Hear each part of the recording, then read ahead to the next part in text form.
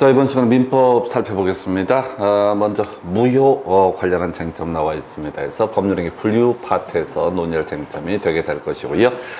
무효가 아닌 것끼리 연결한 것은 해서 자, 유효인 경우하고 취소할 수 있는 법률행위, 그 다음에 무효, 이렇게 세 가지 대별해 보는 게 필요합니다. 그래서 먼저 통정한 근저당권 설정 계획에서 통정허위 표시 무효 이렇게 돼야 되고요.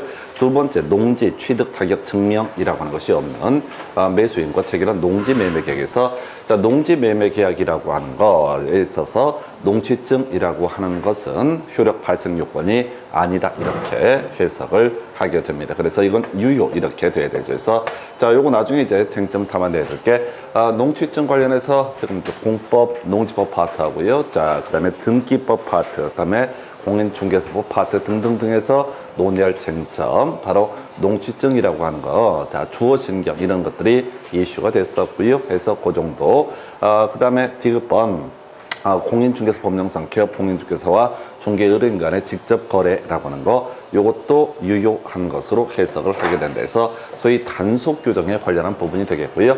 지금까지 나왔던 단속 규정 하나, 둘, 세 가지가 주요 이슈. 허가구역 외 지역에서의 중간 생략 등기 단속 규정, 그 다음에 또 하나가 주택법상 전매 금지 규정에 위반한 전매약정, 요것도 단속 규정. 그 다음에 또 하나 지금 이제 개업 공인중개사와 중개의뢰인 간의 직접 거래라고 하는 것도 단속 규정. 그래서 관련 법에 따라 뭐 처벌을 받는 건 별개의 문제로 이 법률행위 자체는 유효한 것이 될 것이고요. 리을번은 반사회적 법률행위에 해당이 되게 됩니다. 그래서 지금 이제 무효가 아닌 것 하면 니은 디귿 두 가지가 무효가 아니다 해서 하여튼 무효 얘기를 할 때 두 가지 관점이 있어요. 그래서 반사회적 법률 행위로서 무효, 요 쟁점을 하나 삼아낼 수가 있게 될 것이고, 그리고 또 하나 쟁점이 되게 되는 것이 그 정도 해서 보셨고, 그래서 그냥 이제 무효와 취소와 유효를 비교하는 것도 하나의 쟁점이 되게 된다 해서 답은 3번 이래 보셨고, 그 다음 주제 가서 확인해 보겠습니다.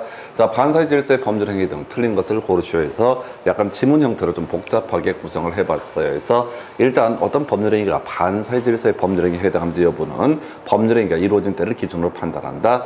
쟁점 안 되고요. 두 번째, 양도소득세를 회피하기 위해서 소위 다운계약서 체결한 사안에 있어서 이것은 반사회 질서의 법률행위에는 해당되지 않는다라고 해서 굳이 해석하면 이건 이제 단속 규정으로 봐야 되겠죠. 그래서 다운계약서를 만약에 자 103조 위반 절대적 무효로 해석을 하게 되면 뒤에 있는 사람들 전혀 보호받지 못하는 문제가 발생할 수 있다. 그래서 이렇게 2번 지문, 자 그래서 오른편 3번 비자금을 은닉하는 행위, 이것은 어떻다? 반사회 질서의 법률행위가 아니다 라고 할 것. 4번 5번 얘기가 지금 이제 중간에 뭐가 나와 있어요? 배임행위 적극가담이라는 얘기가 나와 있습니다. 해서 지금 여기서 보게 되면 유효라고 해서 4번을 틀리게 뽑았었고요. 자, 그 다음에 5번 반사회 질서의 법률행위에 해당하는 30회 때 나왔던 주제조에서 대리인이 자 이중매매 적극 가담에 달지라도 이것도 무효 이렇게 가게 됩니다. 그래서 답은 4번에서 자 일단은 반사회 질서의 법률행위에서 거의 문제 패턴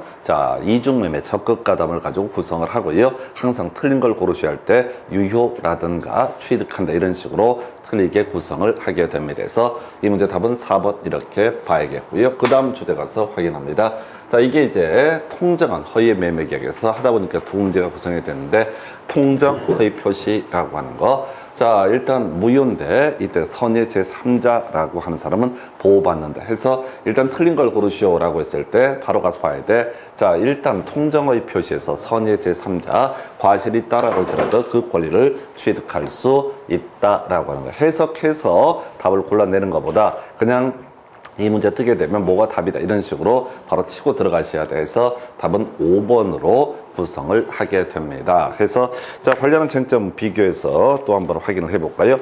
우리가 이제 통정허위 표시, 자 그다음에 불공정한 법률 행위 등에 관한 주제. 여러분 자료 기준으로 요약집 기준으로 몇 페이지에 나와 있냐면은 저기 나와 있어요. 그래서 자 지금 페이지 58페이지 가서 보시게 되면은. 자, 주요한 이슈들 다시 가겠습니다. 이중매매 적극가담이라고 하는 거 항상 틀린 것을 고르시오라는 문제를 구성을 하고요. 앞에서 보셨다시피 이중매매 적극가담에서 무효 얘기하고 또 하나가 취득하지 못한다. 그래서 틀린 걸 고르셔야 할 때는 유효라든가 또는 유효를 주장할 수 있다라든가 또는 취득한다 이런 식의 얘기. 자, 오늘 빠져있는데 불공정한 법률행위. 다시 기본 구조 기억하셔야 되죠. 바로 공박 플러스 현전 불균형, 무경험 플러스 현전 불균형, 그 다음에 경솔 플러스 현전 불균형. 그 다음에 이제 여기에 이제 정의, 이 공박은 심리적 원인에 의한 공박도 포함을 하고요.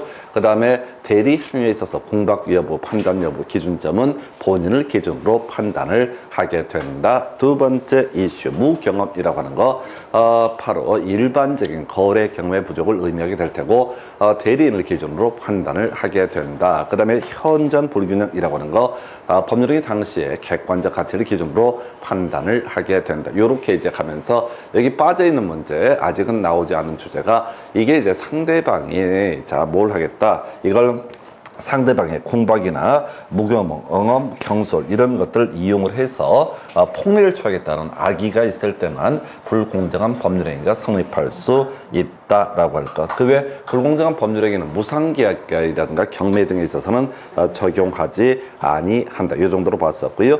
자, 그다음에 통정허위 표시라고 하는 거. 통정허위 의사표시 무효라고 했을 때 이때 무효를 선자, 상대적 무효라고 해서 선의 제3자는 그 권리를 취득을 하게 된다. 이 얘기 하나. 그래서 틀린 걸 고르셔야 할 때는 뭐라고요? 취득하지 못한다. 특히 이제 과실 있으면 취득하지 못한다. 살짝 흔들어주는 거예요. 그 다음에 보호받는 제3자의 범주, 본인과 제3자, 본인과 수익자라고 하는 것은 자, 이때 보호받는 제3자의 범주에 해당하지 않는다. 30배 때 제3자련 계약에서 이 문제 하나 구성이 됐었고요.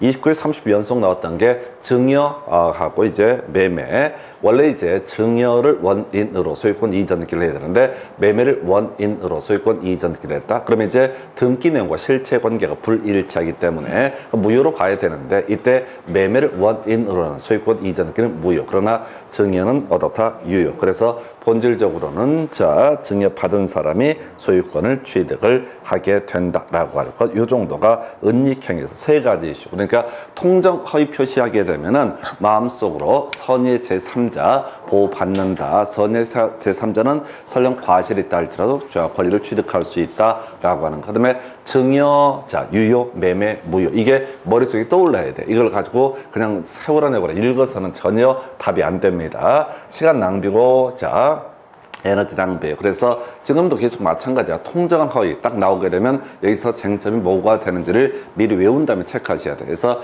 1번, 2번 지문 다 의미 없습니다. 왜? 답은 5번이 되기 때문에. 그래서 이걸 분석을 하려고 하지 마시고 원샷, 원킬 이렇게 가셔야 됩니다. 그래서 이 문제 답은 5번 이렇게 보셔야겠고요. 그 다음 주제, 취소할 수 있는 법률행위에 해당하는 것을 모두 고르시오. 해서 지금 취소할 수 있는 법률행위라고 하는 거, 제한 능력자의 법률행위라고 하는 것이 하나가 있게 될 것이고, 착오에 따른 의사표시, 사기 강박에 따른 의사표시, 이 세 개만 취소할 수 있다. 물론 이제 중요 출제 포인트가 되는 게, 자, 취소권 행사의 제한이라고 해서 초삼 한십이라고 해서 추인할 수 있는 날부터 3년, 법률행위 한 날부터 10년 경과되게 되는 거. 이거 행사할 수 없겠고요. 그 다음에 추인 있게 되면은 이때 더 이상 취소권을 행사할 수 없다. 특히 이제 시험 문제 포인트는 원래 추인이라고 하는 것, 취소할 수 있는 법률행위 추인이라고 하는 것은 취소의 원인이 소멸된 다음에 추인권을 행사해야 되는데 법정 대리인에 의한 추인의 경우 취소의 원인이 소멸되기 전에도 어떻다?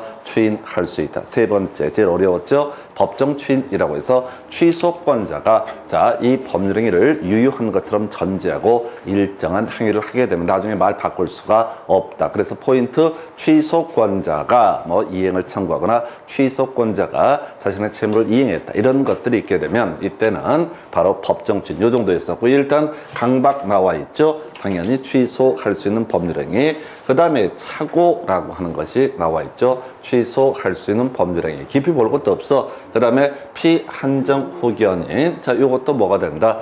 제한 능력자 일부가 되는 거죠. 우리가 이제 공인중개사법에 가서 보게 되면 이렇게 공부했었죠. 결격 사유했을 때 미성한파라고 해서 미성년자, 피성년 후견인, 피한정 후견인 해서 이렇게 세 가지가 취소할 수 있는 법률행위. 답은 2번으로 구성을 하게 됩니다. 그래서 쉽게 가면 돼. 이걸 너무 진지하게 보잖아요. 그러면 좀 골치가 아파요. 그래서 굳이 좀 어려운 게 피한정 후견인이 제한 능력자의 일종이다. 그 정도의 개념만 기억을 하시면 좋겠고요. 답은 2번. 그 다음 주제 가서 확인을 해봅니다. 통정허위 표시 하다 보니까 두 개가 중복이 되는데 다시 갑시다. 통정허위 표시 나오게 되면 출제 포인트 선의이기만 하면 제3자라고 하는 사람은 권리를 취득을 하게 된다라고 하는 거. 자, 이게 이제 첫 번째 이슈. 선의 제3자의 범죄에 포함되지 않는 거. 본인과 수익자, 본인과 제3자. 그리고 세 번째 자, 은닉행위라고 하는 것은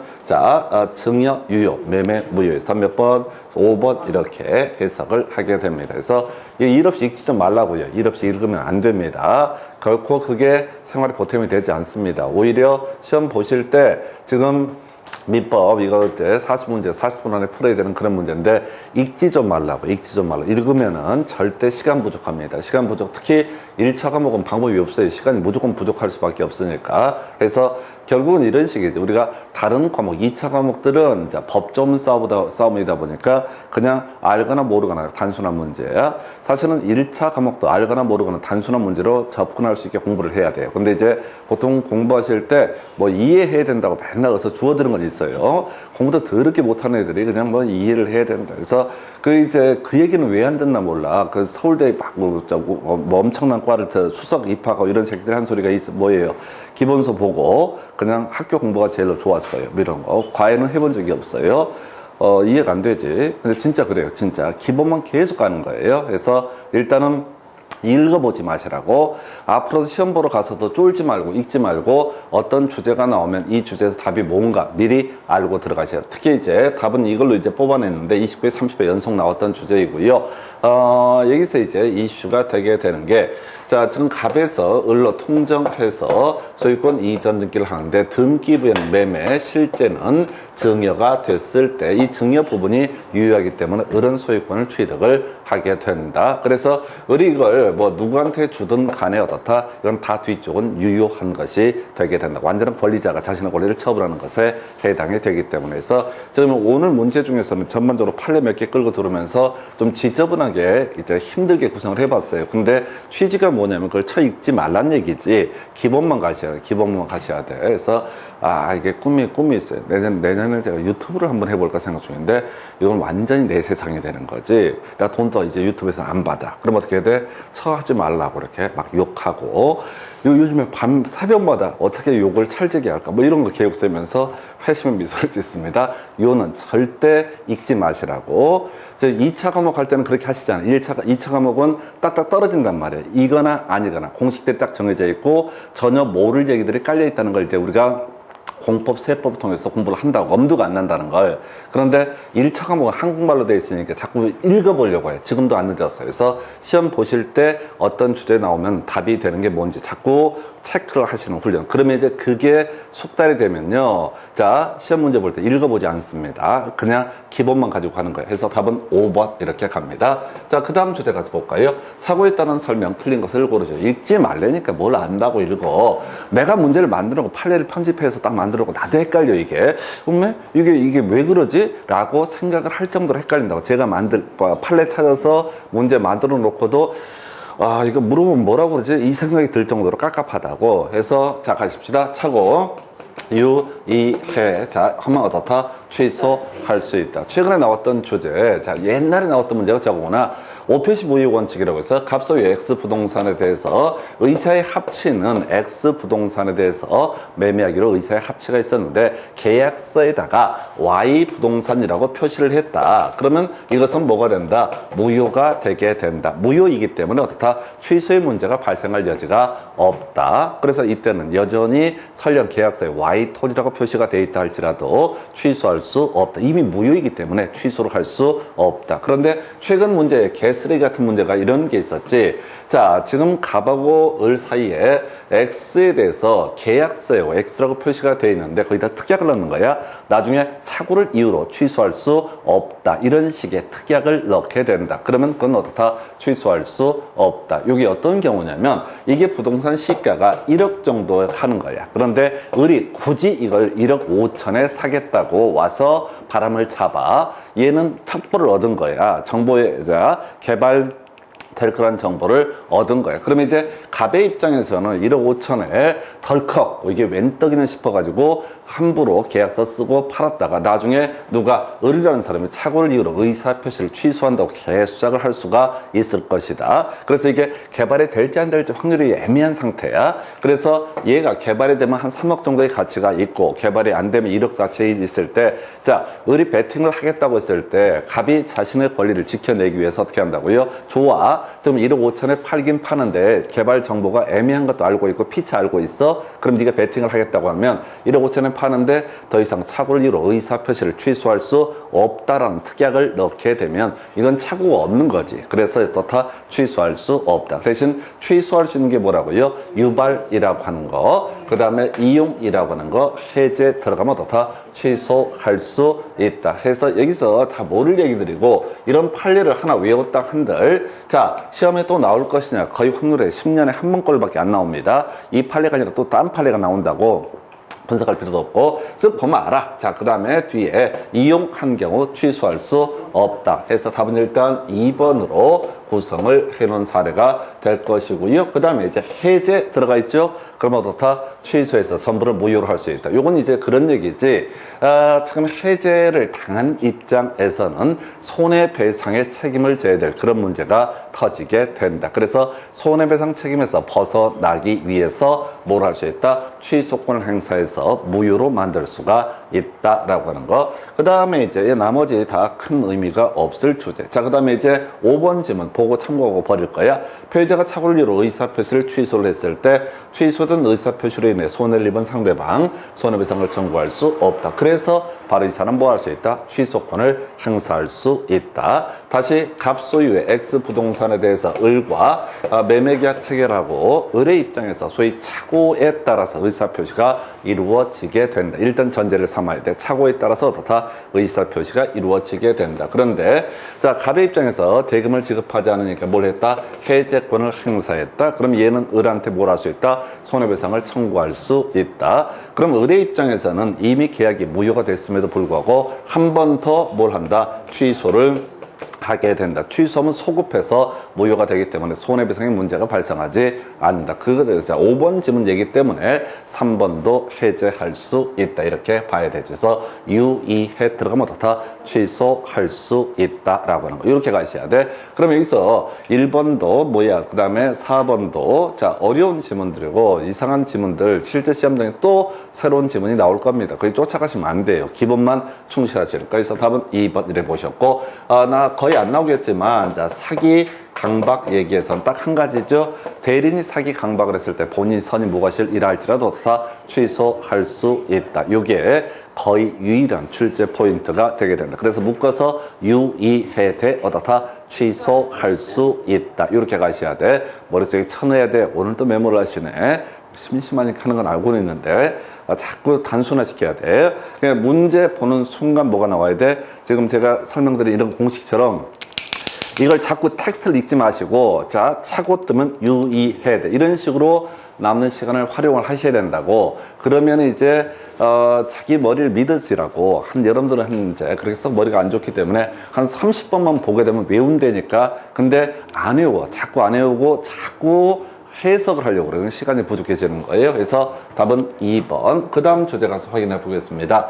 자, 갑은 자신의 토지를 매도하기 위해서 을에게 대리권을 수여했다. 틀린 것을 고르시오 해서, 자, 대리 행위 관련해서, 자, 갑이 자신의 X 토지를 매도하기 위해서 누구한테 병이라는 대리인을 만약에 선임을 했다라고 합니다. 그래서 병이 을과 계약을 체결합니다. 이때 어떻게 해야 된다? 갑의 대리인 병이라고 표시를 해야 된다. 그럼 그 법적 효력은 누구한테? 갑과 을 사이에 발생하게 되는 거. 이걸 우리가 뭐라고 한다? 대리. 그래서 자, 을은 어떤 이유가 있어서 취소를 하고 싶다라고 했을 때 누구한테? 갑한테 취소하게 된다. 또 을은 갑의 채무 불이행을 이유로 갑한테 뭘 할 수 있다? 계약 해제를 할 수가 있다. 자, 그 다음에 자, 갑은 누구한테? 을한테 취소하고 갑은 을한테 해제할 수 있다. 그래서 이때 이 대리인한테는 뭘 할 수 없는 거예요. 법적 효력 자체가 대리인한테 미치지 않기 때문에, 심지어 이제 대리권의 범주 얘기할 때 계약 해제권이라는 것은 어떻다? 인정되지 않는다. 자신의 권리와 무관하기 때문에 대리인은 해제권을 행사할 수 없다라고 할 것. 자, 문제 한번 가볼까요? 그래서 1번 갑이라는 사람은 자, 대리인 을에 대해서, 대리인이 을이구나 해서 대리인 을에 대해서 숙권행위를 처리할 수 있다. 옳은 표현. 자, 대리권 수여했다. 처리할 수 있고요. 자, 대리인 을은 갑의 허락이 있으면 그 갑을 대리해서 자신이 엑스토지를 매수하는 계약을 체결할 수 있다 해서 자기 계약이라는 개념이 되는데 동의 있으면 어떻다? 가능하다. 3번 갑인 법정 대리인 동의를 받지 않고 미성년자 을이 매매 계약을 체결했을 때 제한 능력을 이유로 취소할 수 있다 해서 요걸 틀리게 뽑았죠. 자, 이 지금 대리인이라는 사람이 뭐가 됐을 때 사기 강박을 당하거나 사고 있으면 그때는 취소할 수 있지만 제한 능력을 이유로는 다 취소할 수 없다라고. 답은 3번. 4번 을이 자, 뒤에 대리권 소멸 나와 있죠. 뒤에 키워드다. 소멸 나와 있으면 사성파라고 해서 사망, 성년, 후견 개시, 파산, 선고 있으면 어떻다? 이때는 대리권은 소멸하게 된다. 자, 끝머리 중도금 수령할 권한도 있다. 뭐 이건 이제 지겨운 거죠. 계약금, 중도금, 잔금을 수령할 권한이 있다. 그 다음에 또 뭐가 있었지? 지금 이제 대금 지급기를 연계줄 권한도 있었고요. 그러나 해제권은 존재하지 않는다. 해서 답은 3번으로 구성을 하게 됩니다. 그 정도 살펴보셨고요. 그 다음에 자, 대리권 없는 을이 갑을 대리하여 갑의 토지된 임대차 계약이라고 하는 것을 병과 체결을 하게 된다 해서 자, 갑의 무권 대리인 을이라고 하는 것이 있게 될 테고 그 다음에 병과 임대차 계약을 체결한다 해서 이게 이제 이렇게 갔었죠. 계약의 무권 대리. 그럼 머릿속으로 또 생각을 해야 돼. 계약의 무권 대리에서 첫 번째 본인 입장에서 생각을 하게 됩니다. 본인은 추인할 수도 있고 추인 거절을 할 수도 있다. 추인하기 전까지는 본인에 대해서 효력이 발생하지 않는다. 이걸 우리가 유동적 무효라고 이렇게 부르게 된다. 다만 본인이 추인을 하게 되면 소급해서 유효가 되게 될 것인데 다만 조건을 가한 추인, 변경을 가한 추인이라고 하는 것은 이것은 상대방이 동의하지 않는 이상 효력이 없다라고 하는 거. 이게 기본이고 상대방의 입장에서 최고 언제든지 할 수 있었고요. 한편 상대방이 무권 대리인이라는 사실을 몰랐을 때 선의였을 때는 철회권을 행사할 수 있다. 세 번째 이슈 뭐가 있냐면 저거 있겠다. 무권 대리인에 대한 면책사유에서 무권 대리인이 제한 능력자였을 때 또는 상대방이 무권 대리인이라는 사실을 알았거나 알 수가 있었을 때 이때는 바로 어떻다? 바로 책임을 물을 수가 없다. 자꾸 이걸 떠올리셔야 돼. 이게 이제 임대차 계약이라 조금 이제 어려워 보일 수도 있는데요. 자, 본인 갑이 추인을 하지 않는 이상 갑에 대해서 효력이 없다. 그러나 추인하게 되면 유효가 된다. 이걸 유동적 무효. 갑이 임대기간을 연장해서 추인을 했을 때 병의 동의가 없는 한 그 추인은 무효이 돼서 조건을 가한 추인, 변경을 가한 추인은 본 상대방이 승낙하지 않는 이상 무효라고 할 것. 세 번째, 갑이 을에게 추인했다라고 되어 있습니다. 자, 우리가 법률행위에 있어서 의사표시 효력 발생 시기 상대방이 도달했을 때 그 효력이 발생하게 된다. 이게 기본 축이야. 그래서 을한테 추인해 봐봤자 종국적으로 병한테 추인의 의사가 도달하지 않게 되면 효력이 발생하지 않는다. 그래서 추인을 했는데 이 상대방이 모르고 있는 상태다. 그러면 당연히 갑은 그 추인을 처리할 수 있다라고 해서 답은 3번으로 구성합니다. 그래서 종국적인 법률행위로서의 의사표시 효력 발생 시기 도달주의라고 하는 상대방이 도달했을 때 어떻다? 그 효력이 발생하게 된다. 자, 갑이 추인하게 되면 위임대차 계약은 소급해서 유효. 병이 자, 상대방입니다. 계약 당시 을에게 대리권 없음을 알았던 경우 자, 이때 철회권은 인정되지 않는다. 악이었을 때는 철회권을 행사할 수 없다라고 해서 뭐 이 정도에서 답은 이제 3번 뽑아냈는데 요거 그냥 다시 기본 축부터 가는 거야.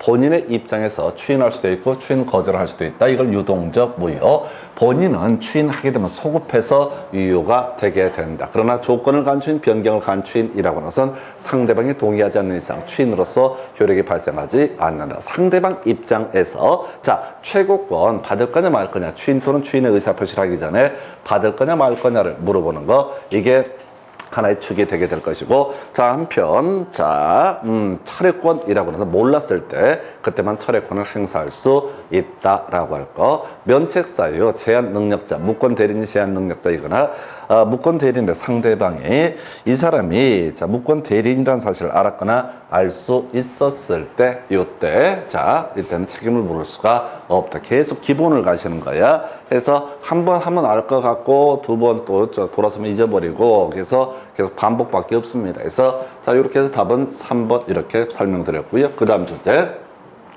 표현들에 관한 설명 틀린 것을 고르시오 라고 이렇게 되어 있습니다. 자, 표현들의 기본 개념을 가야 되죠. 거의 이제 많이 나온 주제는 아닌데, 자, 이런 식이죠. 무권 대리입니다. 계약의 무권 대리. 자, 무권 대리가 되게 되면은 이때 본인이 추인을 하게 되면 본인에 대해서 어떻다? 이것이 유효한 것이 되게 된다. 본인이 법적 책임을 져야 된다. 그런데 자, 무권 대리에서 본인이 추인 거절을 하게 된다. 본인이 추인 거절하면 원칙적으로 본인에 대해서 어떻다? 효력이 발생하지 않는다. 그럼에도 불구하고 추인 거절을 했음에도 불구하고 본인에 대해서 일정한 책임을 물을 수 있는 거, 이걸 이름하여 뭐라고 한다? 표현 대리. 그래서 일단 기본 구조를 보셔야 돼. 표현 대리가 논의가 되기 위해서는 뭐가 돼야 된다? 무권 대리가 돼야 된다. 그래서 5번 지문이요. 유권 대리와 표현 대리의 주장은 양립할 수 없는 개념이다. 그래서 대리권이 있었다라고 주장하는 것과 대리권이 없었는데 일정한 책임이 있으니까 본인 추인 거절에도 법적 책임을 져라. 이 얘기는 전혀 별개의 문제. 또 하나, 대리 행위가 아니다라고 한다면 어떻다? 표현 대리에 관한 법리가 적용될 수 없다. 대리 행위가 아닌 게 뭐야? 자, 갑의 X 소유 부동산을 을이라는 대리인, 무권 대리인이 갑의 대리인 을이라고 표시하고 병한테 매도하게 되면은 대리권 수여받지 않았으면 이걸 무권 대리. 그런데 이 을이라는 사람이 그냥 을의 부동산 병을 병한테 판다. 이런 식의 계약을 체결하려면 이건 대리행위가 아니기 때문에 표현 대리에 관한 법리가 적용되지 않는다. 표현 대리에 관한 법리가 적용이 된다는 얘기는 본인에게 법적 책임을 묻겠다 이런 얘기가 될 텐데, 예를 들어서 이중매매 적극 가담처럼 무효가 돼버리면 이때는 표현 대리에 관한 법리가 적용되지 않는다. 그래서 무효인 법률행위에서도 표현 대리 성립할 수 없다. 세 가지가 제일 중심이야. 무효 인정 표현 대리 적용되지 않겠고, 유권 대리 적용되지 않을 테고, 또 하나가 지금 이제 대리인이 아니었을 때 이런 게 기본이고요. 이제 나머지 세 개 가지고 답은 일단은 4번 이렇게 맞죠. 그래서 이걸 갈 때 두 가지로 외워달라고 그랬어요. 기본 대리권에는 점점점이 포함된다. 우리가 이제 권한을 넘는 표현 대리라는 개념을 논하기 위해서는 자, 뭐가 필요하냐면 자, 기본 대리권이라는 개념이 하나가 필요하고요. 두 번째 이슈. 자, 기본 대리권이 필요한데 이 기본 대리권의 범죄는 워낙 많아서 11개가 있어. 우리 시험에 나왔던 게 요즘은 거의 안 나옵니다. 그래서 아예 외울 때 기본 대리권에 점점점이 포함된다. 옳은 표현. 그 다음에 뒤만 보자고 그래서 표현 대리 성립할 수 있다. 이렇게 외우게 됐습니다. 해서 자, 표현 대리 성립할 수 있다. 이렇게 가야 된다고 해서 이 얘기 한번 가서 볼까요? 대리 관련해서 여러분 자료 몇 페이지에 나와 있냐면 63페이지 가서 보시게 되면은 적용 배제라고 해서 유권 대리에 대해서는 표현 대리 법리가 적용되지 않는다. 무효인 법률 행위에 있어서는 표현 대리에 관한 법리가 적용되지 않는다. 자, 그 다음에 자, 적용되지 않는 것 중에 하나가 대리인이 본인을 위한 것임을 표시하지 아니한 때 갑의 대리인 을이라고 표시하지 않았다라고 하면 이때는 표현 대리에 관한 법리가 적용되지 않는다. 세 가지가 이슈가 되게 될 것이다. 그리고 이제 나머지 구질구질한 얘기들, 지금 최근 문제에서는 적용 배제 세 가지를 가지고 쟁점을 삼아냈었고요. 거기 기본 대리권에 점점점이 포함된다. 무조건 옳은 표현. 뒤에 2번, 3번 지문 끝머리 표현 대리가 성립할 수 있다. 그러면 옳은 표현, 없다. 그러면 틀린 표현. 이렇게 단순하게 가셔야 할 것. 그래서 많이 안 나와. 자, 지금 7년 동안 한 번 나왔던 주제, 그것도 24인가 25일 때 거의 나오고 안 나오는 주제에서 요건 조금 독특한 형태의 문제. 답은 4번. 그 그 다음 문제 보겠습니다. 법률 행위 등에 관한 설명, 틀린 것을 고르시오라고 해서 자, 지금 도달한 것으로 볼 수 있다. 뒤에 봐야 돼. 도달주의. 자, 도달의 의미. 상대방이 알 수 있는 객관적 상태에 놓여 있는 것을 가리켜서 도달이라고 부른다. 1번 옳은 표현 되겠고요. 2번이 답이 됐을 거예요. 아마 우리가 외웠던 거 정기해능. 지겹게 외웠던 거죠. 그래서 정지 조건이 기성 조건이 되게 되면 해제 조건이 불능 조건이 되게 되면 이것은 어떻다? 조건 없는 법률 행위, 즉 유효인 법률 행위가 되게 된다. 이게 이제 기본 구조가 되게 됩니다. 정기해능이라고 하는 거. 이게 바로 뭐가 된다? 조건 없는 법률 행위. 그래서 뭐가 된다고요? 자, 기성 조건이 해제 조건이다. 그럼 여기에 포함이 안 되거든. 그래서 얘는 어떻다? 무효가 되는 거고 일단 틀린 거다. 그래서 조건 없는 법률 행위만 외우자고 그래서 정기해능, 정지 조건이 기성 조건이 되게 되면 이때는 조건 없는 법률 행위, 해제 조건이 불능 조건이 되게 되면 조건 없는 법률 행위 이렇게 봐야겠고요. 도달한 때 효력이 발생하고요. 농취증은 농지 매매 계약의 효력 발생 요건이 아니다. 그 설명드렸었고요. 자, 의사표시자가 통지를 발송한 후 제한 능력자가 되거나 사망하더라도 의사표시의 효력에는 영향을 미치지 아니한다. 이 정도로 보셨고, 여러분 자료 페이지 64페이지 가서 기본적인 부분에 대해서 확인합니다. 제일 쉬운 거 정지 조건이 뭐냐 했을 때 조건이 성취됐을 때 법률 행위로서 효력이 발생하게 되는 거, 이걸 이름하여 뭐라고 한다? 정지 조건. 이에 비해서 해제 조건은 조건이 성취됐을 때 법률 행위로서 효력이 소멸하게 되는, 이 유치 찰나는 것들이 지문에 나왔을 때 사람들이 당황을 해. 기본에 충실하셔야 됩니다. 기본에 충실하셔야 돼요. 자, 그 다음에 이제 거기 이제 정지 조건이 자 기성 조건이면은 해제 조건이 불능 조건이면 어떻다? 조건 없는 법률 행위. 두 번째 쟁점 출제 포인트. 자, 이게 이제 지금 정기 해능이 아니어서 무효인 법률 행위라고 전제가 됐을 때 조건만 무효가 되는 것이 아니라 법률 행위 전부가 무효이다. 이게 이제 또 하나의 출제 포인트. 조건 권리 처분 등을 할 수 있다. 이렇게 가게 됩니다. 자, 기한부 법률 행위는 거의 시험 문제 답을 구성하지 않습니다. 주요 쟁점이 아니었었고요. 정지 조건, 해제 조건의 의미, 그리고 정기 해능이라고 하는 거, 그 외 쟁점으로서 자, 불법 조건 법률행위에서 조건만 무효가 되는 것이 아니라 법률행위 전부가 무효. 사람 죽여주면 100만 원 줄게. 뭐 이렇게 얘기했을 때 사람 죽여주면 이라는 것도 무효가 될 테고 뒤에 100만 원 줄게도 무효가 되게 된다라고 하는 그 정도까지 해서 정기해능 이렇게 설명드렸습니다. 답은 2번 이렇게 보셨고, 그 다음 주제 점유권에 관한 설명, 틀린 것을 고르시오라고 되어 있습니다. 해서 1번 끄트머리, 2번 끄트머리 추정한다 라고 되어 있죠. 이런 것들은 답이 안 된다고. 자, 점유 추정이라고 하는 거, 자 바로 소유의 의사로는 점유로 추정을 하게 된다. 선의, 자신에게 정당한 권원이 없다는 사실을 모른 채 하는 점유, 이걸 선의의 점유 해서 선의의 점유냐 악의의 점유냐는 뒤에서 몇 개 이슈가 되죠. 그 중에 하나가 과실수취권이라고 하는 개념이 하나 이슈. 선의의 점유자 과실수취권을 갖게 될 것이고 악의의 점유자 과실수취권이 없다라고 하는 것. 뒤에 자 점유물의 멸실, 훼손에 따라서 발생하는 책임, 선의의 자주 점유자가 되게 되면 이때는 현존이익 한도에서 반환하면 될 거고, 선의의 타주 점유자 등 나머지 악의의 점유자 등은 손해 전부를 배상해야 된다. 이렇게 봐야겠고요. 그래서 이런 건 답이 안 돼 해서 요 1번, 2번은 틀리게 나오든 맞게 나오든 만약에 옳은 걸 고르시면 요거 틀리게, 틀린 걸 고르시면 옳게 내는 것이고요. 그 다음에 최근 문제에 답이 됐던 거, 점유권의 기인한수는 본권에 관한 이유로 재판을 할 수가 없다. 다시 가볼까요? 갑소유의 X 물건이라고 하는 것을 을과 매매자, 을이 절도를 해갔다, 훔쳐갔다. 그래서 자기 자의 안방에다가 X 물건을 보유를 하고 있는 상태다.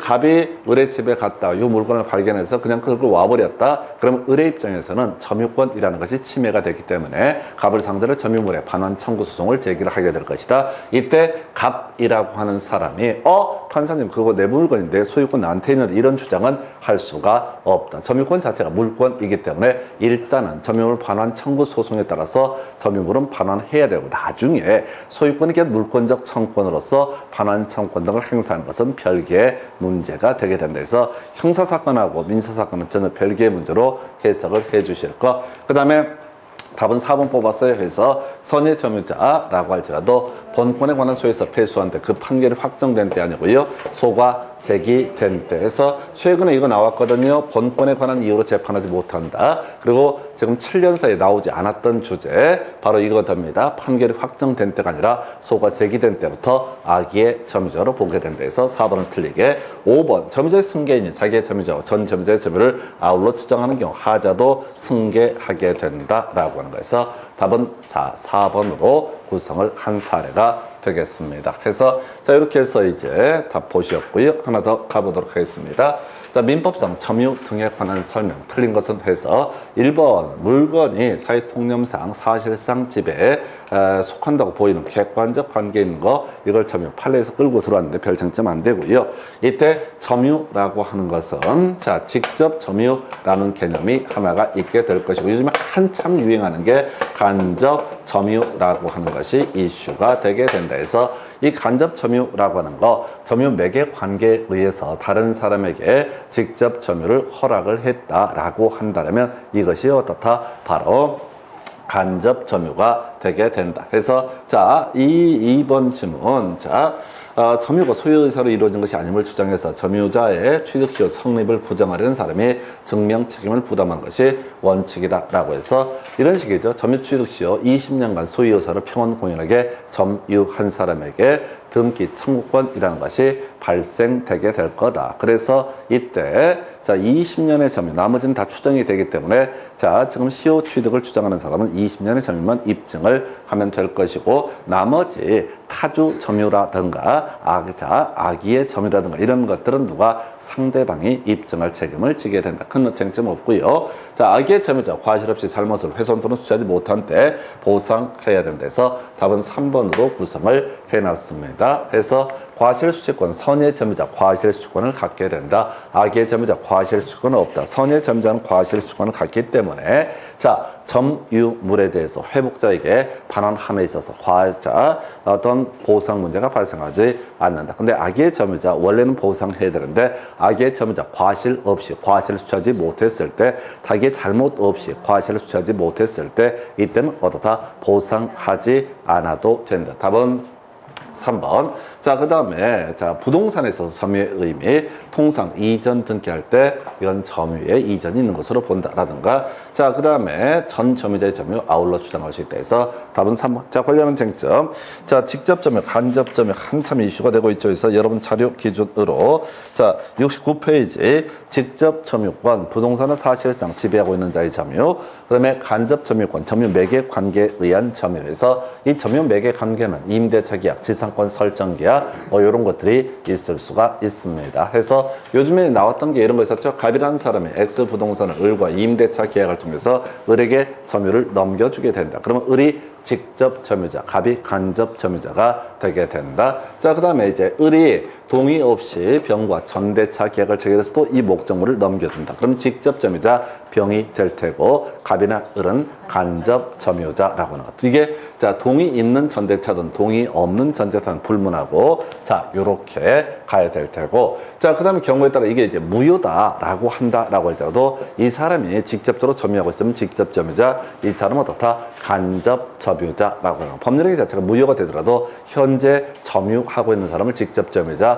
이후에 어찌됐든 간에 이 사람한테 점유를 허락했던 그 사람이 간접 점유자라고 하는 거 이렇게 설명드렸었고요. 그 다음에 이제 60, 70페이지 가서 한번 짧게 할게. 점유자 회복자의 관계라고 해서 자, 과실수취권, 선의의 점유자 과실수취권을 갖게 된다. 악의의 점유자 과실수취권은 없는데 악의의 점유자 과실 없이 과실을 수취하지 못했을 때 보상하지 않아도 된다. 자, 비용상환청구권, 자, 선의의 점유자 통상의 필요비 상환청구는 할 수가 없다. 자, 유익비 상환청구, 가액의 증가 현존, 그 다음에 유익비 상환청구에 대해서 이때는 뭘 할 수 있다? 바로 상당한 기간을 법원에서 허용해 줄 수 있다. 이 필요비 상환청구에 대해서는 상환기간 허용을 해줄 수가 없던 것이고, 마지막 주제, 점유물이 멸실 훼손됐을 때 선의의 자주 점유자, 이 사람에 대해서 이 사람에만 바로 현존 이익한도, 나머지는 손해 전부 이렇게 가게 됩니다. 그래서 이 문제 답은 3번 이렇게 보셨고요. 하나 더 부합에 관한 설명 틀린 것은 해서 일단 부합이라고 하는 거, 땅을 샀는데 또는 건물을 샀는데 같이 세트로 뭐가 넘어오는 게 있더라, 이런 걸 가리켜서 우리가 부합이라고 얘기를 하죠. 그래서 토지에 부합하는 것들을 보게 되면 이런 게 있죠. 정당한 원 없이 식전, 수목, 또 경우에 따라 성숙기에 이르기 전인 농작물, 이런 것들도 다 같이 부합의 문제가 발생을 한다. 한편 토지 소유권을 취득하는 방법 중에 하나가 경매를 통해서 낙찰을 받는 것도 하나의 방법이 될 텐데, 자, 저당권의 효력이라고 해서 부합물 종물에도 다 저당권의 효력이 미친다. 그래서 낙찰 받은 사람이 그 부합물 종물에 대해서도 어떻다, 권리를 취득을 하게 된다. 한편 건물이라고 하는 것은 토지 소유권은 부합하지 않았었고요. 이 건물에 달라붙은 시멘트 사건이 있었죠. 시멘트 건축 자재라고 하는 것은 당연히 건물 소유자가 부합에 따라서 그 권리를 취득을 하게 된다. 한편 자, 시멘트 소유자 X, 갑이라는 사람이 있고 시멘트 매수인 을이라는 사람이 있게 된다. 그래서 지금 대금을 지급하지 않았는데 우선은 배달을 을한테 해준 상태다. 이게 이제 소유자 누굽니까? 여전히 갑이 아직은 소유자가 된다. 계약을 체결할 때 대금 지급을 전제로 해서 소유권을 넘기기로 특약을 맺었거든. 시멘트 배달됐다 할지라도 이 사람 지배하에 있다 할지라도 이 시멘트 소유권은 누구한테? 매도인한테 있게 될 것이다. 이게 이제 기본 구조가 되는데, 이 을이 이 시멘트를 자 Y 건물에다가 쳐발랐다라고 하게 되면 시멘트는 당연히 Y 건물에 부합하게 된다. 그랬을 때 이 Y 건물의 소유자가 병이라고 했을 때 이 사람에게, 지금 갑이라는 사람이 소위 부당이득 반환 청구를 할 수 있을 것이냐 해서 악이거나 자 또는 알았거나 알 수가 있었다라면 이 사람에 대해서 다 부당이득 반환 청구를 할 수 있다라고 할 거예요. 그런데 몰랐거나 알 수가 없었다. 그러면 갑은 병에 대해서 다 부당이득 반환 청구 등을 할 수 없다. 다시 갑시다. 건축 자재라고는 기본적으로 다 부합이라고 하는 것이 이슈가 돼, 부합의 문제가 발생한다. 그래서 자, 갑이라는 사람이 이 Y자 건물에 달라붙은 시멘트의 소유권, 건축 자재 소유권을 부합을 통해서 취득을 하게 된다. 이렇게 가야 되는데, 자, 문제는 갑이 자, 건물 소유자한테 부당이득 반환 청구 등을 할 수가 있을 것이냐? 만약에 갑이 몰랐다, 알 수도 없었다 라고 하게 되면은 이때는 부당이득 반환 청구의 문제는 발생하지 않는다. 그래서 지상권자가 지상권에 기해서 토지 부속시킨 물건은 토지 소유권에 부합하지 않는다. 쉬운 질문, 오른편 되겠고요. 이건 지상권자가 되는 거죠. 건물 임차인이 증축한 부분, 자, 임대인 소유에 속하게 된다. 독립성이 없으니까 부합의 문제가 발생한다. 3번 질문. 자, 건물에 부합된 증축 부분 매수인 그 소유권을 취득한다. 뭐 대충 보는 거야. 건물에 뭐 달라붙은 거 있으면 낙찰 받은 사람 당연히 없다. 따로 얘기 없으면 소유권 취득을 하게 된다. 자세히 보면 헷갈려. 대충 보면 눈치를 채. 그 다음에 매도인에게 소유권 유보된 시멘트를 매수인 제3자 소유 건물 거래 건축공사에 사용을 했을 때 그 제3자 건물 소유자를 얘기합니다. 그 제3자가 매도인의 소유권 유보에 대해서 알았다, 악이라고 한다면 이때는 매도인은 시멘트 매도인입니다. 제3자에게 부당이득 반환을 청구할 수 있다라고 해서 4번을 틀리게 구성이 됐던 사례. 그래서 이 부합 얘기는 지금 29회 30회에서 제일 어려운 게 시멘트 사건이 되겠습니다. 그래서 자, 그 정도고 5번 질문. 토지 소유자와 사용대차 계약을 맺은 사용차주, 자신 소유의 수목을 식재했을 때 수목의 소유권은 토지 소유권에 부합하지 않는다. 오른편 되겠습니다. 그래서 별거 아니고요. 자, 임대차와 사용대차 차이는 유상이냐 무상이냐 이 싸움으로 봐야 돼요. 그래서 임대차는 기본적으로 유상이 되고, 그래서 자, 사용대차라고 하면 사용대주라고 하는 것은 빌려주는 사람, 사용차주는 빌리는 사람. 그래서 나름의 정당한 권원을 가지고 있다. 그래서 남의 땅을 빌려서 거기다가 수목을 실지하게 되면 정당한 권원이 있기 때문에 이 수목의 소유권은 토지 소유권에 부합하지 아니한다. 어찌됐든 이 챕터에서 가장 어려운 게 시멘트 사건, 건축 자재 사건이 되겠습니다. 표현들이 겁나 길어가지고 헷갈리면 안 돼. 단순화시켜야 돼. 시멘트가 건물에 달라붙게 되면 당연히 그 시멘트의 소유권은 건물 소유권에 부합하게 된다. 한편 건물 소유자가 이게 남의 시멘트라는 것을 알았거나 알 수가 있었다라고, 악이었거나 과실이 선일때라도 과실이 있었다라고 한다면 이때는 자, 시멘트의 소유자는 누구한테? 건물 소유자에게 부당 이득 반환을 청구할 수 있다라고 해서 부합에 관한 주제 답은 4번으로 구성을 했습니다. 그 다음 주제 가서 볼까요? 점유취득시효 등에 관한 설명 틀린 건 해서 하여튼 이 점유취득시효 얘기가 제일 짜증나. 그래서 안 할 수도 없고 보통 점유취득시효 파트가 나오면 문제가 어렵습니다. 상당히 판례를 끌고 들어온 거니까. 그래서 일단 기본 구조 20년간 소유 의사를 평온 공인하게 점유한 사람, 이 사람은 상대방에 대해서 등기 청구권이라는 것이 발생하게 된다. 그래서 자 가볼까요? 여기서 보면은 이제 제일 쉬운 게 2번 지문이지 집합 건물의 공용 부분은 시효 취득의 대상이 되지 않는다. 이건 등기할 수 없는 권리이기 때문에 시효 취득이 안 될 테고요. 여기서 3번 이런 거 찍으신 분은 지역에 떨어질 거야. 제발 실력 발휘하지 마시라고, 모를 얘기들 삽질하지 마시라고. 자, 그래서 이제 지금 이 얘기는 자 취득시효 완성된 점유자가 자신의 권리를 10년간 행사하지 않게 되면 원칙적으로 시효로 소멸한다. 거기다가 중간에 논의의 전제가 점유를 상실을 했다는 전제에서 점유를 계속하고 있을 때는 시효 정지의 문제가 발생하게 된다. 이런 식의 취지. 자, 3번 보지 마시고 제가 어렵게 판례 찾았는데 신경 쓰지 마시고 4번 질문 등기부상 소유자 명의자가 진정한 소유자가 아니면 그를 상대로 바로 등기 이전을 청구할 수는 없다. 오른편. 자, 답은요 5번 이렇게 가게 됩니다. 해서 자, 이건 답을 외우고 들어가야 돼. 우리가 점유취득시효 파트에서 자 주요 이슈 등기 청구권이 발생할 뿐이고 등기가 넘어와야지 어떻다 권리를 취득한다. 이게 이제 하나의 이슈. 그래서 우리 앞에서 186조, 187조 비교하는 문제. 자, 이렇게 갔었죠. 186조와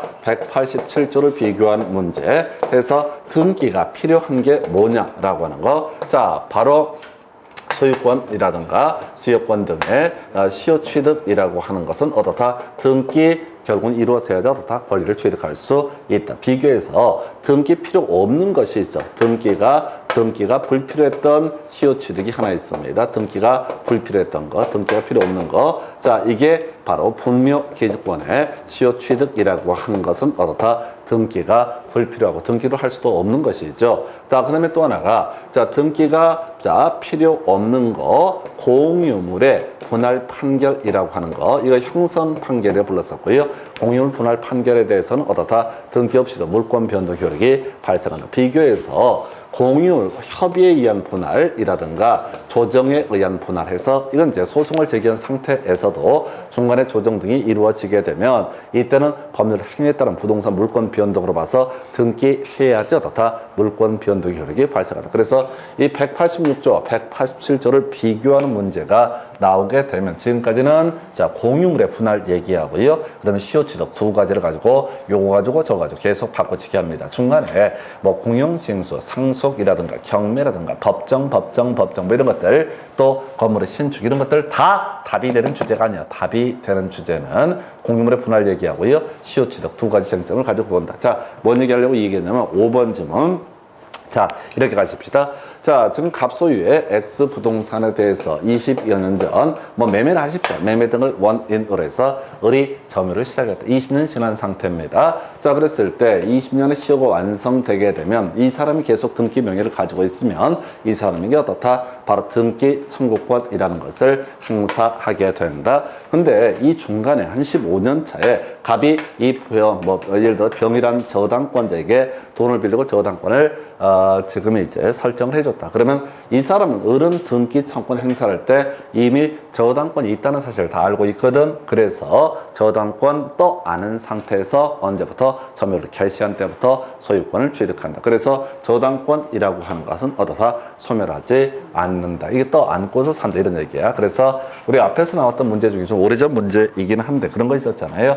자, 점유를 개시한 때부터 소유권을 취득한다라는 얘기하고 중간에 있는 바로 등기 명인에 의해서 이루어진 저당권이라는 것은 또 아는 상황, 그 상태를 그대로 유지를 하게 된다라고 해서 답은 5번으로 구성을 했습니다. 해서 요 정도. 자, 하나 더 가보겠습니다. 물권적 청구권에 관한 설명 오른쪽. 자, 일단 요건 보기에 앞서서 소유권에 기한 물권적 청구권, 점유권에 기한 물권적 청구권 이게 될 텐데 일단은 가장 쉬운 것부터 가십시다. 자, 지금 소유물의 반환 청구권 관련해서 갑소유의 X 토지에 대해서 을이라는 사람이 불법적으로 점유를 하면서 불법 점유를 하면서 Y 건물을 신축을 했다. 그러면 이제 갑은 을에게 뭘 주장할 수 있다? 대제 인도 청구할 수 있다. 이게 소유물의 반환 청구라는 개념이 될 테고요. 갑은 을에게 Y 건물의 철거를 청구할 수 있다라고 하는 거. 다시 갑시다. 이게 방해, 폐제 청구의 한 유형. 다시 갑시다. 자, X 토지를 불법 점유하고 있는 부분에 대해서 토지를 돌려달라라고 하는 것을 토지의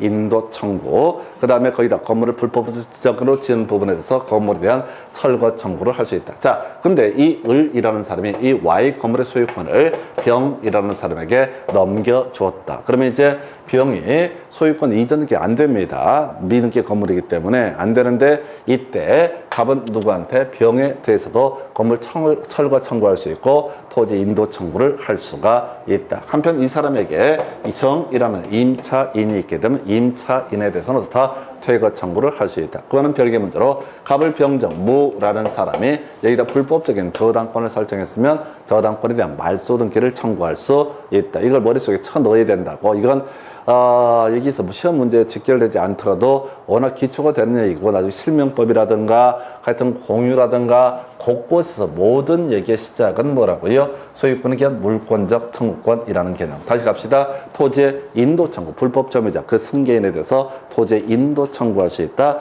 자, 거기다 건물 지어놓은 불법 점유자에 대해서 건물 철거 청구, 그 사람의 승계인에 대해서도 건물 철거 청구, 한편 임차인이 있으면 그 사람은 퇴거 청구, 불법적인 등기 명령이 있으면 이 사람한테 등기 말소 청구. 그래서 우리가 공유 파트에서 전부가 순생 거짓말이다. 그러면 이제 각 공유자 보존 행위로서 공유물 전부에 대해서 말소 등기를 청구할 수 있다. 이 얘기와 같이 연계가 되게 됩니다. 자, 이게 이제 기본 구조고, 다만 저 29회 때 30회 때 문제 구성할 때는 이걸 이제 소유물의 반환 청구 또는 소유권에 기한 방해, 폐제 청구 등을 문장 형태로 구성을 해서 냈습니다. 그래서 그걸 변형해 봤어요. 소유권에 기한 물권적 청구권이 발생한 후에 소유자가 소유권을 상실했을 때 그 청구권 행사할 수 없다라고 가야 되죠. 그래서 자, 소유권에 기한 물권적 청구는 누구만이? 소유자만이 행사할 수 있다. 임차인은 자, 임차 목적물에 대한 임대인의 소유권에 기한 물권적 청구권을 대위 행사할 수 있다. 대위 행사한다는 얘기는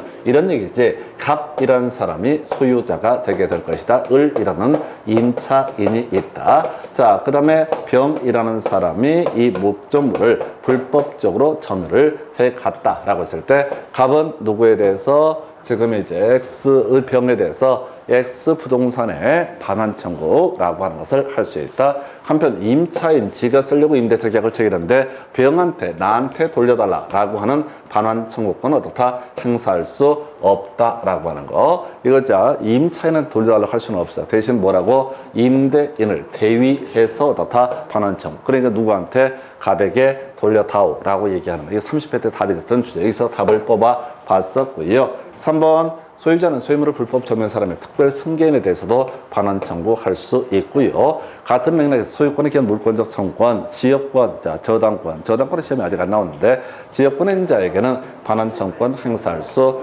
없을 테고요. 자, 그 다음에 이런 물권적 청구권, 소유권 자체가 소멸시효에 걸리지 않기 때문에 저당권 자체가 소멸시효에 걸리지 않기 때문에 자, 역시 물권적 청구권도 소멸시효에 걸리지 않는다. 그래서 답은 2번으로 구성을 했습니다. 그래서 요거는 미리 자 실제적으로 공부를 해갈 때 이제 지문 형태로 좀 오래 요즘에 좀 지저분하게 구성을 했던 사례인데 일단 기본 틀 자체는 외우고 들어가야 돼요. 그래야지 나중에 자 우리가 알범의 목, 형수 이런 식으로 해서 소유자 명의신탁의 소유자를 찾아냈다고 치고 그 소유자와 관련해서 소유자가 행사할 수 있는 게 뭐가 된다? 소유권에 기한 물권적 청구권이라고 가게 될 거예요. 그래서 여기까지 보시고 잠시 끊었다가 다음 주제 확인합니다.